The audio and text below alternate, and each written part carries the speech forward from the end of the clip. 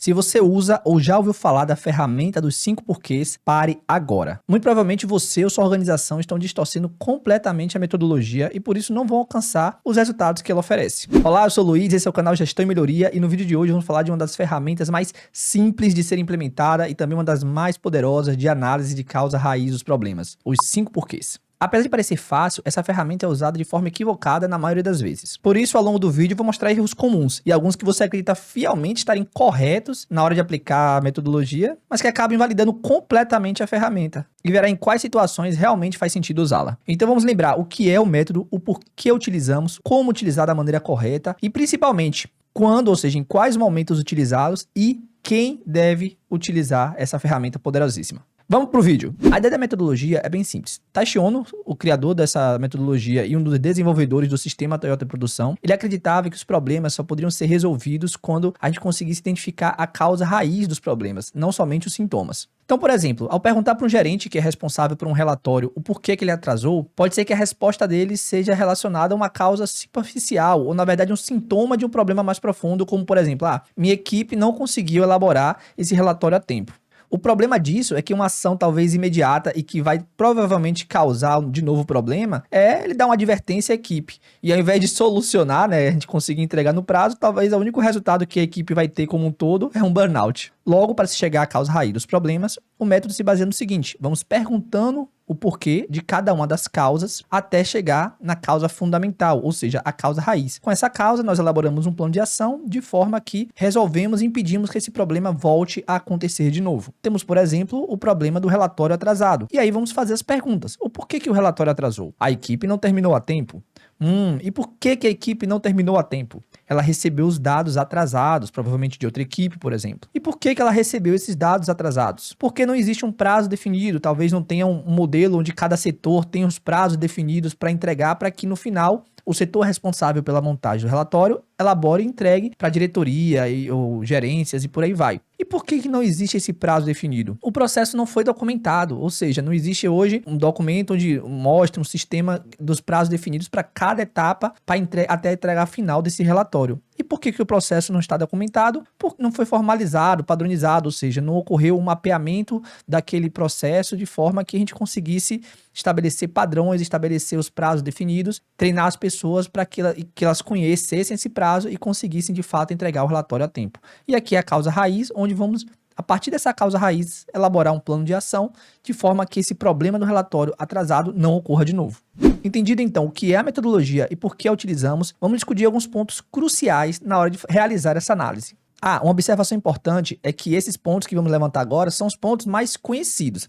Até o final do vídeo vamos falar, de fato, quais momentos são indicados para utilizar os 5 porquês ou outra ferramenta e quem é que deve realmente utilizar essa ferramenta, que não é para todos. Vamos lá então. Um dos primeiros pontos é basicamente fazer poucos porquês. A metodologia sugere 5 porquês, não porque o último vai ser realmente a causa raiz. Não existe um limite mínimo e um limite máximo de número de 5 porquês. Mas a ideia é que se você tiver feito poucos 5 porquês, muito provavelmente você não chegou à causa raiz. Você imagina que de fato aquela é a causa, mas é sempre interessante forçar pelo menos 4 a 5 porquês para garantir que realmente vai ser aquela causa que vai gerar as outras e não simplesmente só um sintoma de uma causa mais profunda. O próximo ponto é não utilizar o método e então. Na literatura eles podem chamar de um jeito, eu gosto de chamar de então porque faz mais sentido para mim utilizar. O que é esse método? Esse método se baseia a partir de que você define a causa raiz, você faz o processo inverso para verificar se faz sentido a análise feita. Vou mostrar como é que funciona. No exemplo aqui do relatório atrasado, temos que a causa raiz é que não houve uma formalização e uma padronização da construção desse relatório. Então, como consequência, esse processo não foi documentado.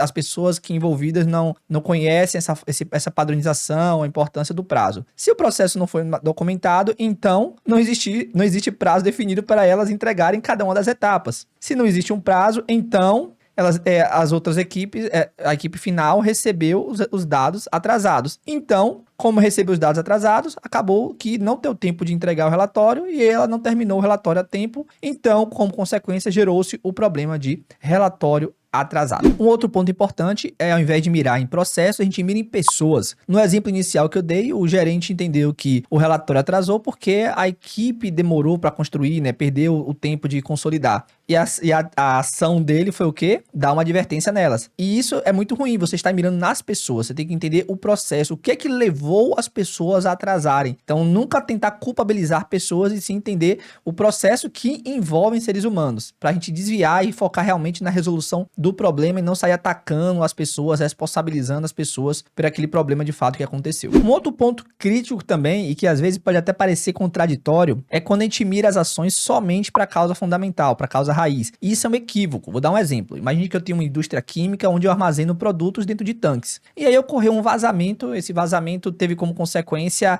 o produto foi para a rede pluvial. Foi feito lá os 5 porquês e entendeu-se que a ação principal seria atuar no plano de manutenção das válvulas, né? Fazer um checklist de verificação, uma troca dos componentes anuais para garantir o quê? Que essa válvula se mantenha, garantir que ela esteja fechada e, como consequência, não tenha o vazamento, né? E aí eu atuo. Pô, isso perfeito, fantástico. Mas e o problema da questão do vazamento? Eu não vou ter nenhuma ação? E a troca daquela válvula, eu não tenho que trocar para impedir que quando encher o tanque de novo não vaze? Né? Isso aí são ações intermediárias dentro da causa raiz. São chamadas de ações de bloqueio. Então, quando você se faz os 5 porquês, temos que executar ações de bloqueio e também ações de causa, né? Ações da causa raiz para evitar que o problema aconteça e mitigar os problemas que já aconteceram até o problema final, né, a causa raiz ser resolvida. Um outro ponto que as pessoas erram muito é acreditar que os 5 porquês funciona como uma linha reta, né? Eu tenho um problema principal e eu vou cada vez aprofundando mais dentro das causas, né? E isso aí, cada causa superior tem apenas uma causa inferior. Isso é falso. Muitos problemas necessitam que uma ou mais causas ocorram para que ele seja gerado. Existe, por exemplo, uma ferramenta chamada análise de árvore de falhas, onde mostra que 2 causas precisam ocorrer em paralelos para que aquele evento topo, o evento posterior, ele ocorra. Então não faz sentido que eu tenha somente um porquê para aquele problema ser gerado. Às vezes eu posso pegar os 5 porquês e quebrar em outras causas. Isso não tem problema algum, você vai ramificando, desde que aquelas causas façam sentido para você. E agora, na parte final, onde a gente falar de fato como o método deve ser implementado, vamos dar algumas situações de como ele é utilizado no dia a dia nas empresas. Geralmente, os 5 porquês ele é utilizado de 2 formas. Uma delas é dentro de um ciclo de melhoria baseado no PDCA, como o MASP, DMAIC, A3, D8 e todas essas letrinhas aí, que é basicamente um ciclo PDCA modificado. E em situações pontuais, onde eu tenho um problema e identifiquei um problema, eu quero trazer a causa raiz dele. E é nessa situação que podem surgir um dos 2 maiores erros na utilização dessa ferramenta, e eu vou te explicar o porquê. Imagine o seguinte cenário: sua empresa é uma empresa que tem um sistema de gestão da qualidade implementada, é uma empresa baseada em metas, as metas são cascateadas até o nível operacional, cada operador dentro dos seus processos tem seus itens de verificação e resolve-se utilizar a metodologia dos 5 porquês todas as vezes que um item de verificação der fora da meta estabelecida. Então o operador tá lá, fez o seu processo durante o turno dele, chega no final, ele vai consolidar o indicador e identifica um problema. E aí falta mais ou menos 30 minutos para finalizar o turno, ele tem que sentar, avaliar o item de verificação dele e começar a responder lá os 5 porquês até chegar na causa raiz e ainda por cima colocar uma contramedida, um plano de ação para resolver isso em 30 minutos. Você tá entendendo a problemática que tem isso? Caso não tenha entendido, é importante lembrar que existem 2 tipos de causa, basicamente.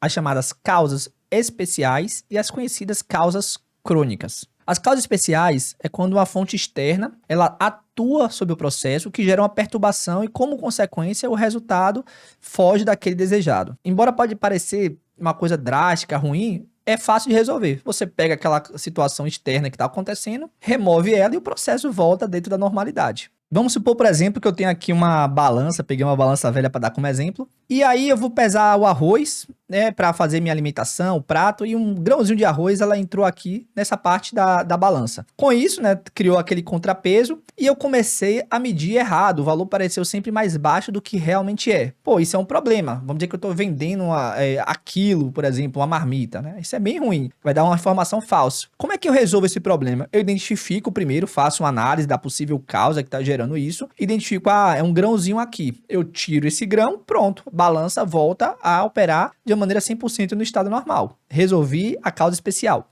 Já as causas crônicas são aquelas que voltam a aparecer e não conseguem ser simplesmente removida mesmo com as ações, porque muito provavelmente as ações que estamos fazendo é em cima dos sintomas e não das causas fundamentais. Seria mais ou menos esse momento, o momento ideal de utilizar os 5 porquês. Agora entenda as problemáticas que podem vir com isso de utilizar uma ferramenta que traz uma robustez para uma análise de causa mais profunda sendo utilizada no dia a dia.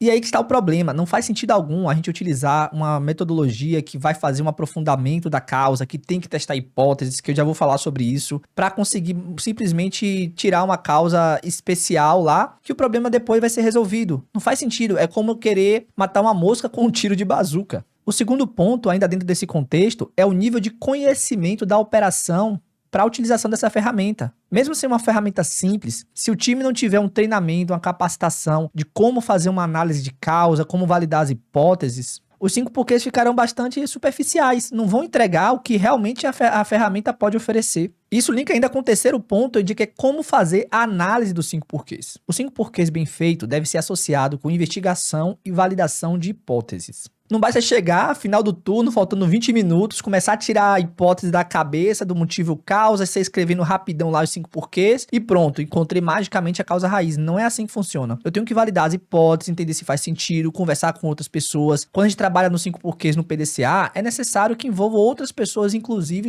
envolvidas para identificação dessas outras causas. Eu posso querer abrir em mais causas. Então, com certeza, em 30 minutos, 20 minutos, não é o suficiente para entender um contexto de uma ferramenta que ou tá hiperdimensionada na necessidade dela, podendo utilizar ferramentas mais simples, como já falei, ou utilizando de forma totalmente ineficaz com causas que não vão agregar, que as ações não vão resolver o problema, tá gastando tempo da pessoa simplesmente à toa, fica uma coisa bem de graça. Vamos dar um exemplo de novo agora da balança. Vamos supor que eu tenho um produto e eu tenho que atender uma certa faixa de peso para que gere uma conformidade, que o cliente fique satisfeito, que não gere retorno, certo? E aí eu vou acompanhando o processo e comecei a perceber que o peso todo mês estava saindo fora da especificação. Eu resolvi fazer uns 5 porquês para analisar a causa raiz do porquê que o peso tá dando fora. Vamos entender aqui um exemplo. Então temos aqui o problema peso final fora da especificação. E começamos a perguntar o porquê. Eu, como tenho experiência, não fiz nenhuma análise mais profunda, eu entendi que o motivo principal do peso final fora da especificação é que a pesagem estava sendo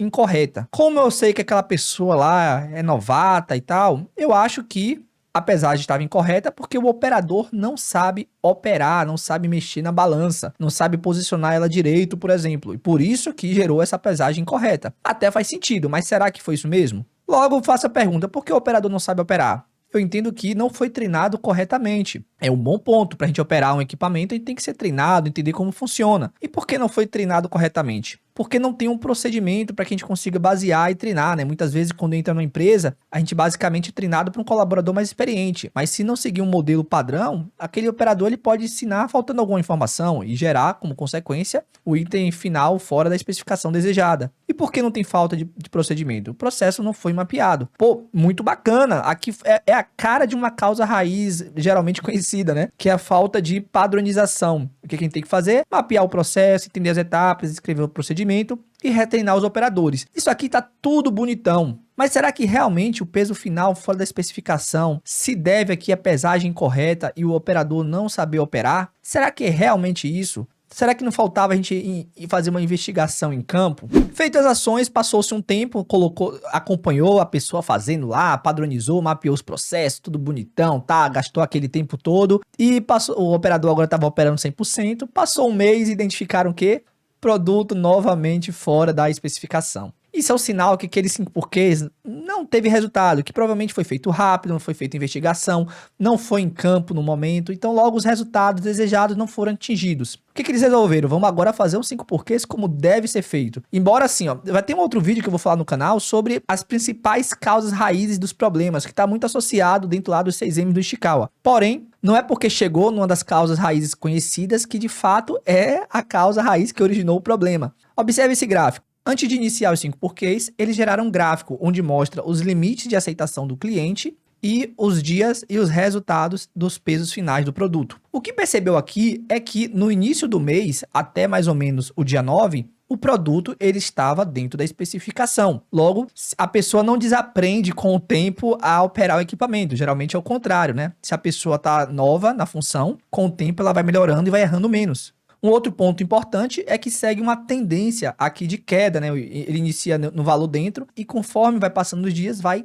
caindo aqui, o que indica que algum problema está ocorrendo com o tempo que vai prejudicando o peso final do produto. Isso aqui é uma investigação de causa, da causa inicial de que a balança estava, por exemplo, operando de forma errada. E já invalidaria a hipótese do erro ser um erro operacional, do cara não saber pesar direito aquele produto. Logo, fizeram novamente os 5 porquês do peso final fora da especificação. De fato, a pesagem estava incorreta, porque o equipamento estava perdendo calibração, identificaram isso. E o motivo que eles entenderam foi que não estava funcionando corretamente, o que faz sentido por conta que ele estava perdendo essa calibração. E por que não estava funcionando corretamente? Eles entenderam aqui que era má qualidade. Será? Como é que a gente avalia essa má qualidade? E se tem a má qualidade, entenderam que era um fornecedor ruim. O resultado, trocaram fornecedor, tiveram um custo, o outro já tinha mais confiança, tinha tempo, pegaram o mesmo modelo de balança e, como consequência, problema resolvido, certo?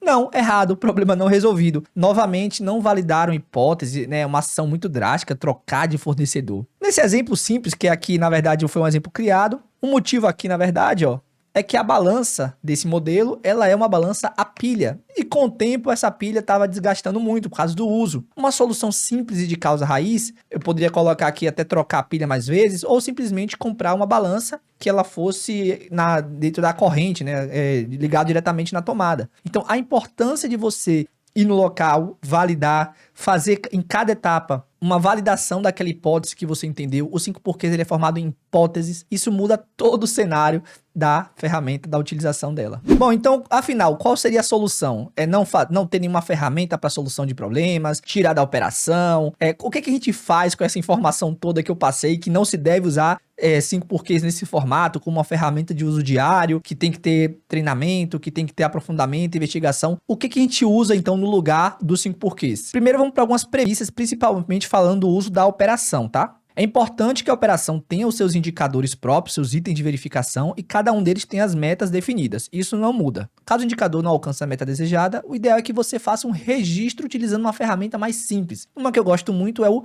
FCA, que é o fato, causa, ação. Ou seja, você vai colocar qual o problema que aconteceu, no caso o indicador que ficou fora, o motivo, né, a causa que você entendeu naquele momento que é a causa que gerou o problema, sem tanto aprofundamento, e a contramedida. E com o tempo, caso aquele problema volte a acontecer mais uma vez, você já entende que todas aquelas causas e ações não conseguiram resolver o problema. Logo, trata-se de talvez uma causa crônica. E você aí sim pode utilizar o 5 porquês de um nível mais estratégico, utilizando como base todas aquelas causas já mapeadas, aquelas ações já feitas. Olha como muda a estratégia da ferramenta. Olha como ela se torna muito mais eficaz. Você não perde o tempo da operação, a operação continua envolvida na resolução dos problemas e você acaba resolvendo mais rápido. Eu gosto de usar o 5 porquês geralmente quando o problema se repete pelo menos 5 vezes, que eu sei que de fato aquela causa que eu estou mapeando trata-se de um problema crônico e que eu tenho que fazer um aprofundamento. Bom, não se esqueça de treinar a operação, pense direitinho aí se você faz sentido para você utilizar os 5 porquês com eles, em que momento. Espero que o vídeo seja útil, curta, compartilhe, comenta aqui embaixo, concorde comigo, discorde, a gente vamos crescer junto aqui, aprender sobre cada vez mais sobre gestão, solução de problemas, melhoria contínua, que esse aqui é o rolê que faz tudo valer a pena, tá bom? Nos vemos no próximo vídeo. Tchau, tchau.